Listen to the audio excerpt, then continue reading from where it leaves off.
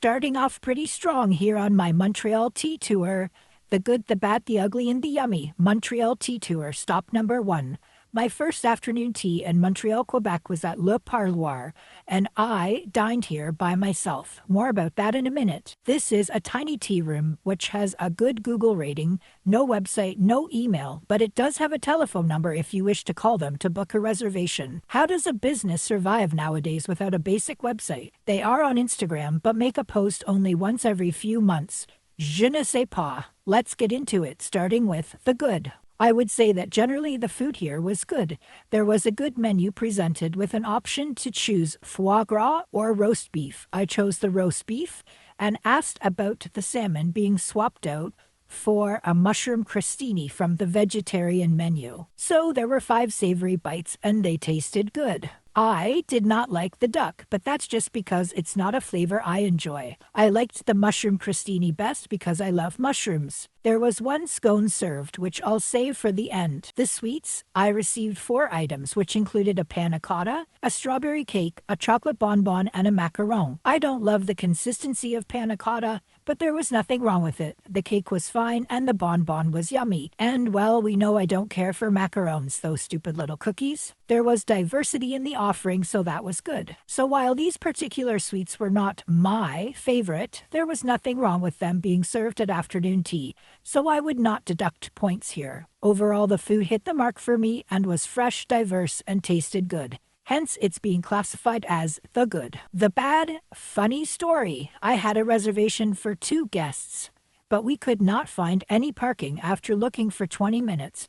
And my husband wasn't really feeling like a tea party on this day anyway, so he actually dropped me off and I had tea for 1 guest, just myself, while he drove around and found parking on a further away street. The lesson here is that you should not attempt to drive to this tea room. Use public transit or be prepared to park quite a distance away and walk a few good blocks. For me, this was the bad aspect here. I hate having to think about parking, pay for parking, and worry about my time being metered if I find street metered parking. I also found this tea room to be a bit too cozy with the tables close together. As a single diner, I felt like I was dining with the couple beside me, as I could hear their entire conversation word for word. It was just a bit too cozy for me, and there was no air conditioning on when I went, so it was quite hot in this small room. All in all, I'd say that this location and the shop itself were my least favorite parts, or the bad aspect, as I like to say. The ugly, nothing here was particularly ugly.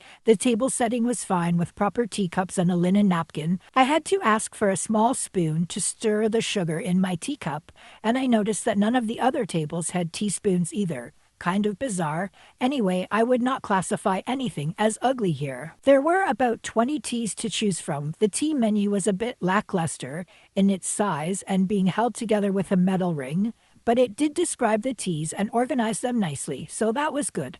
I chose my favorite, cream of Earl Grey. It was served in this really, really heavy metal pot. It was heavy like cast iron, and all the tables had these teapots. They didn't fit the tea room vibe of this venue, in my opinion. And did I mention that they were really heavy? If I were a real tea granny with arthritic hands, I probably wouldn't even be able to pour myself tea from this dead weight. The tea itself was a loose leaf tea, and you could remove the strainer basket so your tea did not oversteep, which isn't ever a problem for me. I guess I like it strong and bitter. Fits my personality, eh? And finally, the yummy. The scone here was truly yummy.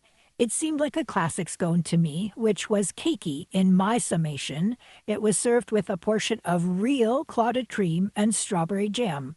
I noticed that other guests each had their own tier to themselves, even if they were 3 or 4 people, and everyone had their own portions of cream and jam, so that's lovely. I found the jam to have large pieces of strawberry and to be a bit watery, but maybe that's just the luck of the draw when it came to what was in the jar. Anyway, scone and accompaniments, delicious. The service here was fine. No one asked to refill my teapot, but eventually someone came by when I was just about finished to ask how everything was going. So I guess I had the chance to ask for my teapot to be refreshed during that visit. This afternoon tea costs $40 per person, which I find to be a fair price based on my tea experiences from Ontario. but we will see how it stacks up to other offerings here in Montreal as I complete them. Overall, I would recommend this afternoon tea to anyone who doesn't want to travel here by car and who does not mind a cozy hot room to have tea. The food and tea were both good, so my Queen of Afternoon Tea rating is 4 out of 5 stars. We be getting fancy on our next tea stop at the Ritz, so stay tuned for that, and please remember that I post all my videos on YouTube first. So I'd love you to find me there and subscribe there. And thank you, hugs, if you're already watching on YouTube.